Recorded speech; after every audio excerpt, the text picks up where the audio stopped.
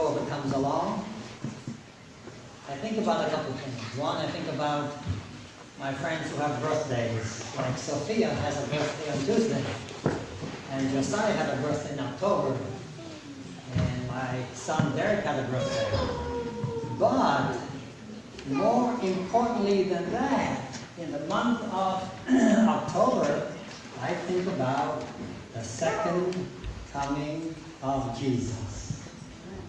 You want to know why?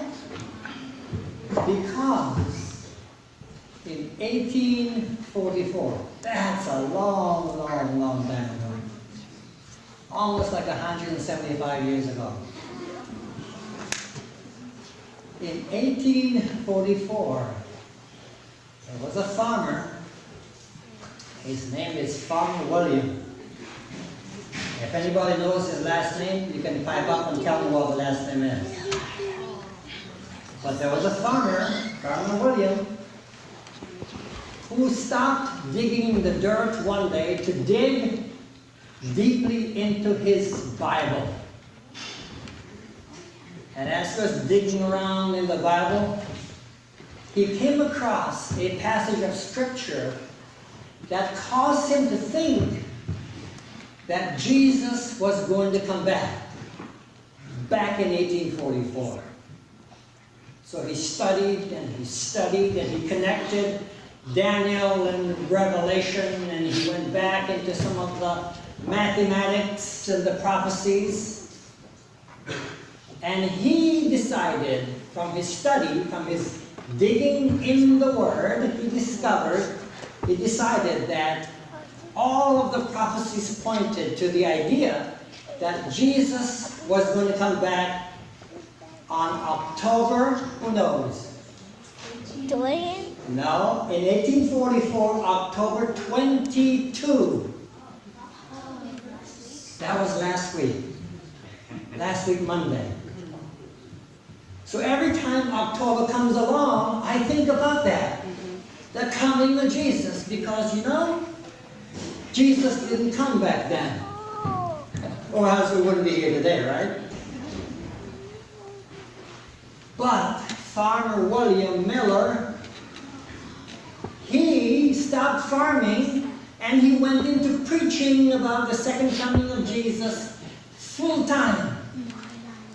And he had lots of people who believed, like he did, that Jesus was coming back on October 22, 1844. And you know who one of those individuals was? You. Ellen White. In fact, Ellen White went to his meetings, and in her writings she said, when I came back from that meeting of hearing Farmer William Miller preach, I couldn't sleep that night. I cried all night because she too believed that Jesus was going to come back on October 22. So just imagine that. Just imagine a group of people gathered on October 21 in the evening, trying to go to bed but can't sleep because guess what's happening tomorrow? Jesus is coming. And so they wake up in the morning. By then they gave up their jobs, they gave away their money and all of the things that they had, because those things didn't matter anymore, because Jesus was coming. But you know what? All day went by and Jesus did not come. And they were disappointed. You would be, right? In fact, they were so disappointed that that day and that event goes down in history as the Great Disappointment.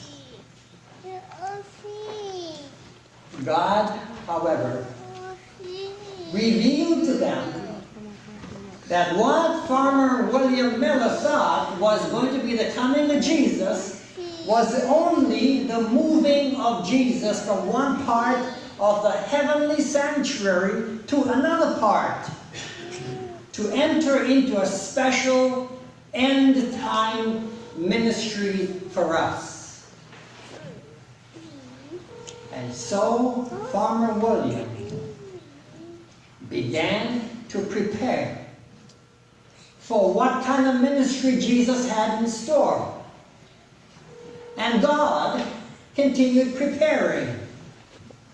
And exactly 44 years after 1844, guess what God did? He sent a special message to help us finish the preparation that we needed so we could go home to heaven. See, at that point, Jesus intended to come because his work in the heavenly sanctuary was going to be finished. But that did not happen. Jesus did not come after 1888, even though we have the message. So what we are being told today is that that message is still from God and still intended to prepare us for Jesus to come. Let's take time to learn it and understand it. Farmer William stayed strong in his faith. Many of his followers, who were part of what was called the Millerite movement, they gave up their faith. But Farmer William did not. In fact, I'm going to convince you by the words that he wrote that ended up being made into a song that Farmer William did not allow the great disappointment to change his faith and trust in God. So stay right where you are while you hear the words of William Miller in this song, I Have Fixed My Mind.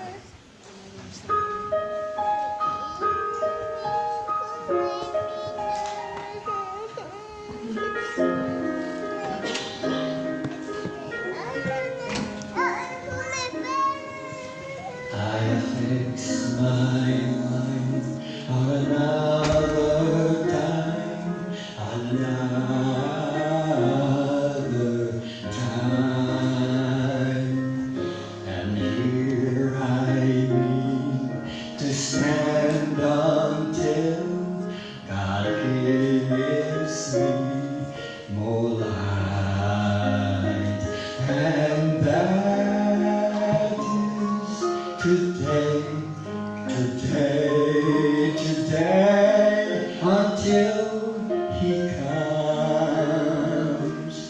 I have fixed my mind on another time, on another time.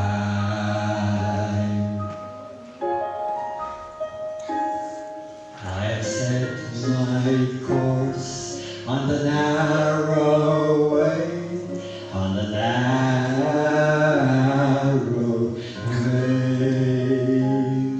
For I know that time is close at hand, for which I watch and pray. And that is today, until he comes. I've set my course on the narrow way, on the narrow way.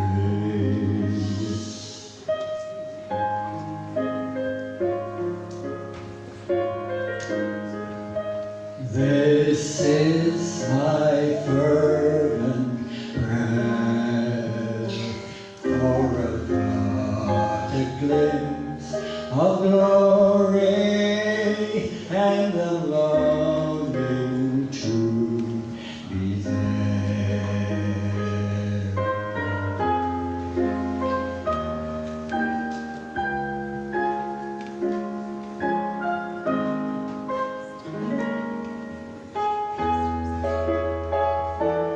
When shall the Son of Man appear?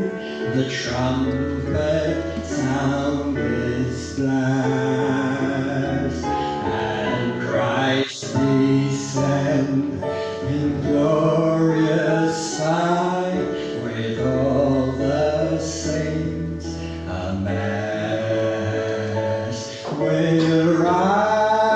with those who sleep, no more to me. Amen. The air. When shall the Son of Man appear? The Son of Man appear. Even so, Lord, come quickly. This is my fervent prayer, for I've got a glimpse of glory and a longing to be there. For I've got a glimpse of glory and a longing to be there.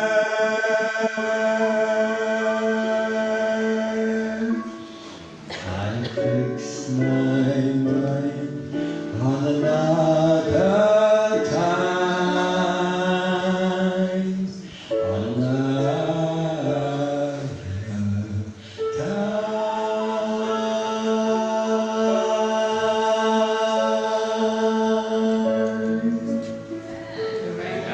So let us keep our minds where? Fixed on the second coming of Jesus.